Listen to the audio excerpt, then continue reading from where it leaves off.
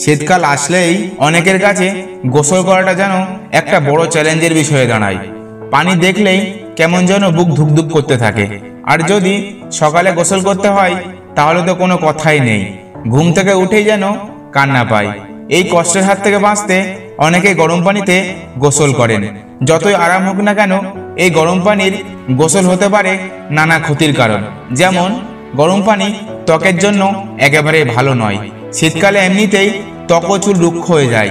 আর ঠান্ডার হাত থেকে বাঁচতে অনেকে গরম পানিতে গোসল করেন, কিন্তু গরম পানি ত্বক ও চুলকে আরো রুক্ষ করে তোলে।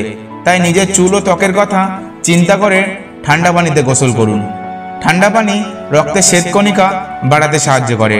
ঠান্ডা পানিতে গোসল করার ফলে ত্বকও ঠান্ডা হয়ে পড়ে, ফলে তা গরম করার জন্য ত্বক নিজেই তাপ উৎপন্ন করতে শুরু করে।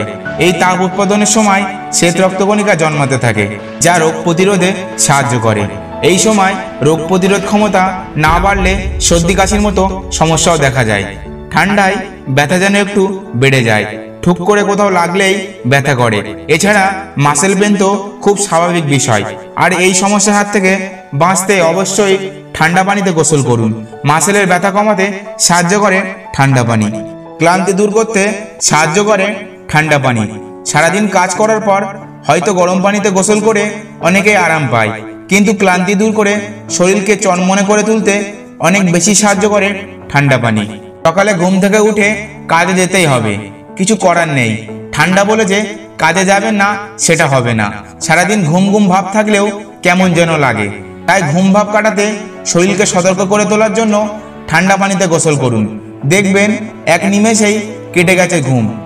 এছাড়াও ঠান্ডা পানিতে গোসল করলে পুরনো কিছু ব্যথা কমে আসতে পারে। পাশাপাশি চুলকানি দূর হয়, চুলের স্বাস্থ্য বৃদ্ধি পায়, দেহের অস্বস্তিকর উত্তেজনা প্রশমিত হয় এবং কিছু স্নায়বিক দুর্বলতা দূর হয়।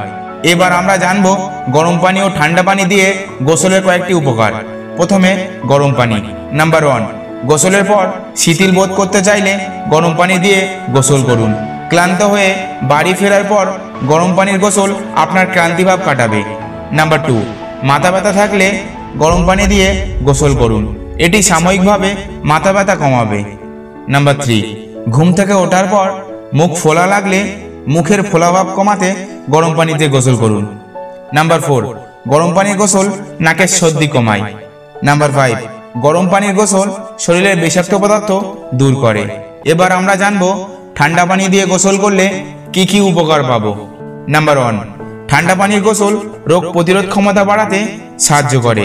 এই জন্য অনেকেই ঠান্ডা পানি দিয়ে গোসল করাকে ভালো মনে করেন। নাম্বার 2, ঠান্ডা পানির গোসল অ্যান্টি ডিপ্রেশন হরমোন বের করে, এতে ভালো অনুভূতি হয়। নাম্বার 3, বিপাক ভালো রাখতে ঠান্ডা পানির গোসল অন্তিম ভূমিকা পালন করে। নাম্বার 4, ঠান্ডা পানির গোসল আপনাকে সতেজ করবে, বিশেষ করে সকালে। নাম্বার 5, ঠান্ডা পানির গোসল চুল পড়া প্রতিরোধ করে এবং ত্বক ভালো রাখে। আজকের এই ছোট্ট ভিডিওটি ভালো লেগে থাকলে চ্যানেলটিকে সাবস্ক্রাইব আর লাইক করতে ভুলবেন না।